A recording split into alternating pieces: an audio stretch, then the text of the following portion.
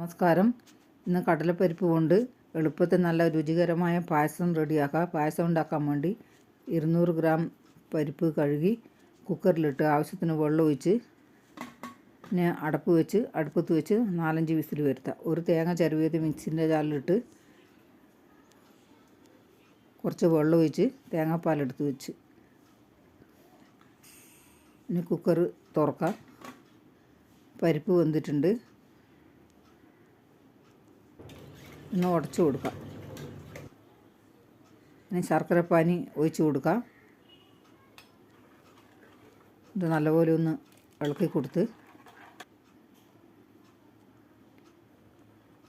തിളച്ച് വരുമ്പോൾ തേങ്ങാപ്പാൽ ഒഴിച്ച് കൊടുത്ത് ഇത് നല്ലപോലെ ഒന്ന് മിക്സ് ചെയ്ത് 1 ടീസ്പൂൺ ഏലക്കായ്പ്പൊടിയും ചേർത്ത് ഒന്ന് ഇളക്കി പായസം തിളച്ച് വന്ന് വാങ്ങി വെച്ച് ചീഞ്ചട്ടി വെച്ച് 1 ടേബിൾ സ്പൂൺ നെയ്യും കുറച്ച് അണ്ടിപ്പരിപ്പും മുന്തിരിയും ഇട്ട് ഒന്ന് ഇളക്കി പായസത്തിലേക്ക് ഒഴിച്ച് കൊടുത്ത് ഈ പായസം ഇഷ്ടപ്പെട്ടാൽ ലൈക്ക്, ഷെയർ, കമൻറ്റ്, സബ്സ്ക്രൈബ് ചെയ്യണേ.